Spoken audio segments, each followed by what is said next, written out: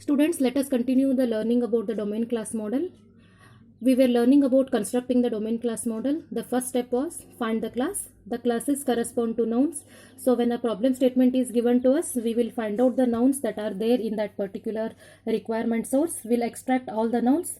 The nouns will become our tentative class, and these tentative classes will be collected, and among those tentative classes we'll start eliminating the unnecessary, unrelated, irrelevant classes from that set, and we'll be left out with those classes which are very much relevant to our application development. So if when we take the example of our problem statement of the ATM, the classes found out were nearly 24, right? When we look at that particular problem statement, we start extracting the nouns. So all the nouns are listed out here, and these are the tentative classes. We also added, depending upon our knowledge about the domain, we start added few more classes. Next is, once the classes are found, we should eliminate the unnecessary, incorrect classes depending upon some criteria, right? We'll start eliminating those unrelated, irrelevant classes. Once the irrelevant classes are eliminated, we are left out with the good classes, right? Good classes are those classes which are very much required in the application development, which are very much relevant to our application, right? So if you look at here, nearly we extracted so many nouns, right? But we are left out with only few, nearly 10 classes we are left out, which are very much essential for our application. Now we'll learn one by one the elimination basis on which the classes are eliminated. First one is the redundant classes. The redundant classes means many a time that some classes will express the same concept. Many classes will express the same concept. If you take the example of a user here, right? User is there, customer is there. Within the application of our ATM or the computerization of the banking system, the customer and the user both are pointing to the same actor in the scenario of our banking domain, right? So in that one, we should eliminate the redundant one and we should keep the most descriptive one. Rather than telling just a user, it is much more descriptive and relevant if I use the word customer. So we will keep the customer and will discard the user class. Next is, if any class is irrelevant with respect to the application development, we should eliminate. The irrelevant classes will have a little or nothing to do with our application. For example, if you look at this particular class, cost, right? The cost is not directly related to the banking application. You are paying for some cost of the item, but cost has nothing to do directly with the banking software. It can be attached as one of the thing which is describing the item, right? But cannot be directly connected to the banking application. So it has little or nothing to do with the problem. So we will eliminate that one also. Next criteria is, if the vague classes, that is if the class has not that much specific meaning with respect to our application, we'll eliminate those classes also. I have explained in the previous video also, the words like, general words like system, security provision, record keeping provision, banking network, these are vague. They are in the much more broader sense. I'm not much more specific about what kind of system I'm talking about. Is it ATM system, computer system, bank computer system, right? Network system, which I'm speaking about. So these are vague words, not that much specific. So we'll eliminate those classes also which are vague meaning, right? Not that much specific. Next criteria to eliminate the unnecessary or unwanted classes, the attributes. Sometimes when we extract the nouns, the names may be describing the property and their existence is not independent, right? So the difference between a noun being an attribute and noun being a class is, if a attribute is actually the property which is describing the class. Class is a noun which has its own existence. For example, if I take a class as a person, right? Class as a person. Person has his own independent existence, whereas his name doesn't have a independent existence, because when I take a word name, I should attach it to something. That is it a name of a product, is it a name of a person, is it a name of any institution, right? So the attributes will not have their own existence, so we should remove those nouns also, which are better to be kept as the attributes and which will don't have a independent existence. In our application problem statement, we had few nouns like account data, receipt, cash, right? So these are better to be kept as the attribute, not as a class, because when I say account data, it should be related to a customer. Otherwise the account data has no meaning unless it is attached to a particular customer. Similarly, a receipt, right? I cannot say pay for this receipt. Who has purchased the item is much more important than the existence of this receipt, right? So they don't have their existence independent, right? That's why receipt belongs to some transaction has happened for some account. This account belongs to some customer. They don't have their own existing a personality here. They will depend upon something. So such nouns will become the attributes. Better to discard them as the not a candidate for being a class. Next one is, if the nouns are operations, then we should discard them. That is, if the name describes an operation and cannot be manipulated on its own, right? We should eliminate such operations also. Example is withdrawal word is there, deposit is there, right? So we cannot directly manipulate. They don't have their own existence. Now withdrawal, deposit, balance inquiry are the types of the transactions. They don't have their personal manipulation on its own, right? So this withdrawal, deposit and the balance inquiry, they doesn't have their own manipulation. They want something else to be related. That is, the withdrawal is an operation associated with a customer. He is carrying out this particular withdrawal here, right? So they don't have their own manipulation criteria with them. We should discard such operations also. Next criteria or the basis for elimination or discarding the unnecessary classes is the roles. So just look at the statement here. Classes should show the intrinsic nature, right? The meaning is classes should have their own built-in nature. They should not play the role which will change according to the association. Okay, so I'll just explain with one example here. If you remember, when I was explaining the association end names, I had taken this example. Now look at this particular association here. The class called user is connected to a class directory, right? So here user is one user or many users are accessing the content that is present in one directory. Just assume that I have kept some files in one directory and people are using it, right? So those who are using the content in the directory are called as user now. Now the content in the directory, if it is created by this particular person only, then he will become the owner. Otherwise, if he is accessing the data or the document that is already created by somebody else, then he will become a authorized user.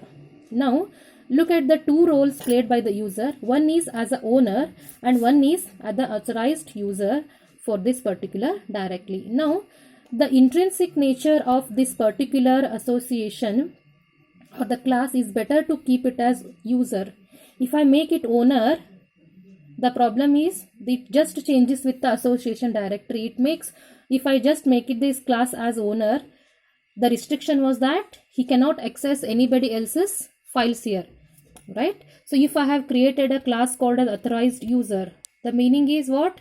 He can access only others' files here.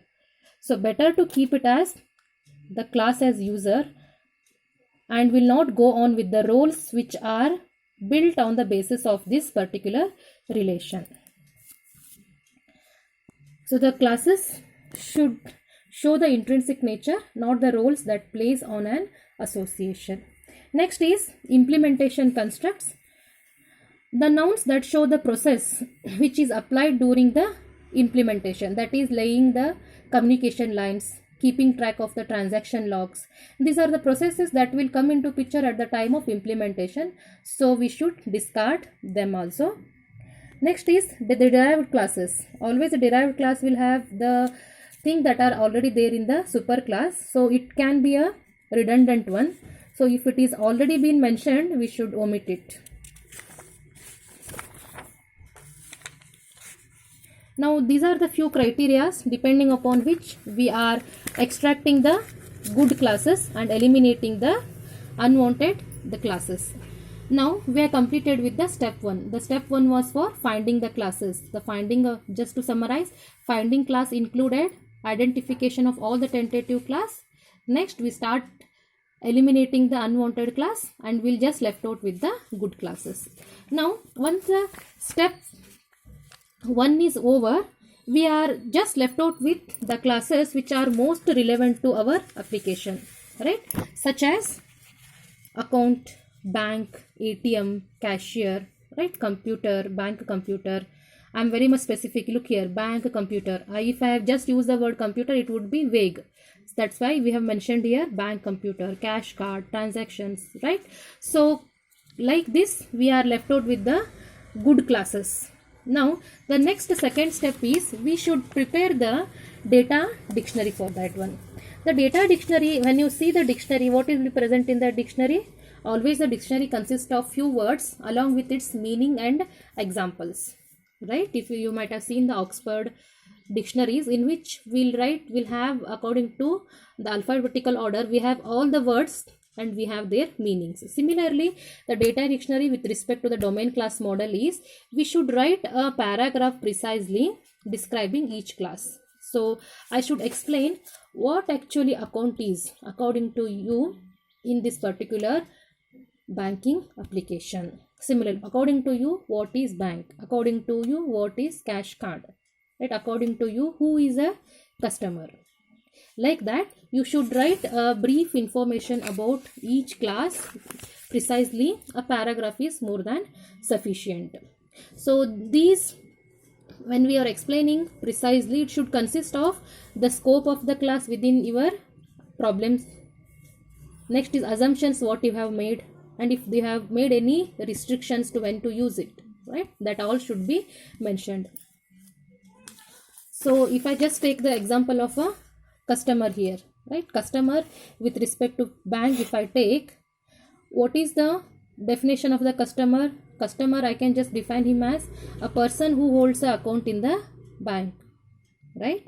Next is I should explain some restrictions that are there in your company, in your bank. If there is a restriction that one customer can have only one account, right? That will be a restriction. Otherwise, if assumption is made, that is one customer can have any number of accounts, right, in that particular bank. So assumptions made. So when you are preparing the data dictionary, you should concentrate on what is the scope of the class, what assumptions and restrictions you are making when you are using that particular class. So let us take one example. Look here, a transaction is a good class now, right? Transaction is a class. I'll just define it. A transaction can be applied to a single account. So whenever you are doing some transaction online, you will do it on only one account. Even though you have many accounts in other banks also, you can perform one transaction at one account, right? That is a restriction now. So you should explain a transaction can be applied to the single account. Account can be current or savings account. One customer can have many accounts. Like this, you will briefly describe a paragraph of information about each class. Similarly, regarding the ATM, you can say customer enters their own data. In the bank, the cashier will enter. But whereas in the ATM, you should say customer has to enter his own data and he should use the cash card for his identification. Like this, you will go on explaining the things. Similarly, in the data dictionary, we have to describe the associations, what is the meaning of those attributes which are describing the class. Similarly, the operations and the enumeration values, if you have used, everything has to be explained in the data dictionary.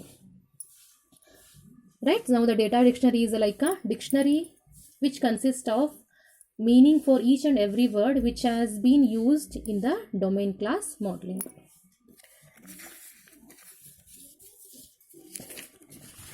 Next step is, we have found out the classes, we have made a data dictionary. Next is what we are left out. Look here, I have all the classes now which are good, and I have explained what is account, what is bank computer, what is cash card in the data dictionary. Now whether the application will work independently with different classes? No, there should be association between the classes. Unless they are connected to each other, we cannot navigate through this particular classes, and we cannot extract the information. So the next step will be finding the association. So the association, we have already learned, the association is a structural relationship, right? So it is a relationship between two or more classes. It is used for referencing from one class to another class. So how the nouns are used to find out the classes? Similarly, verbs and the phrases are used to identify the associations or the relationship between the different classes, right? So we should our idea in finding out the association is, we should capture the relationship. When I say customer holds account, meaning is what? Customer is related to account class. Bank has many accounts, meaning is what? This bank and accounts are connected to each other. Like that, our main idea is to capture the relationship among two or more classes. So the different ways to find out the classes is either the